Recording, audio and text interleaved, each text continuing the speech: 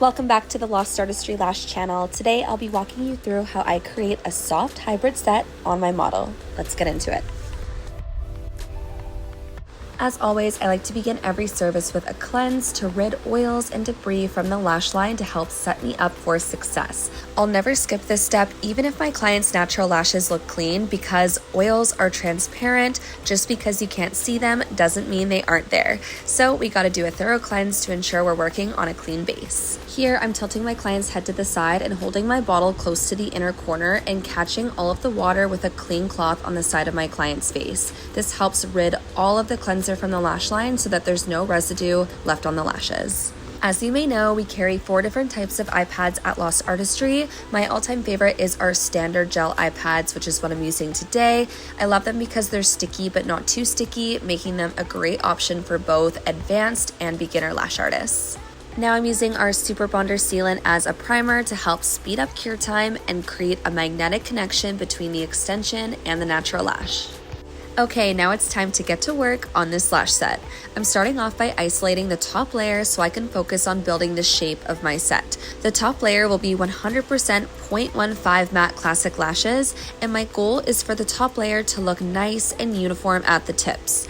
How I plan to achieve that is by sticking to one length per section. So for example, if I'm in my 12mm section, I'm only going to apply 12s rather than adding multiple different lengths.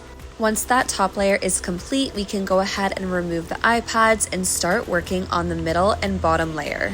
As I mentioned earlier, I wanted the tips of my set to look nice, clean, and uniform. However, for the middle and bottom layer, we are completely switching up and we're feathering multiple different lengths in each section.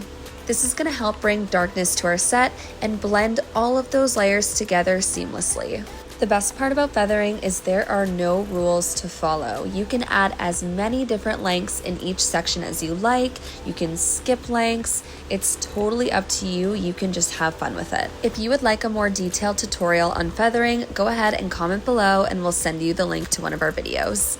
The lashes I'm using on the middle and bottom layer are our 3D long stem ultra dark pre-made fans.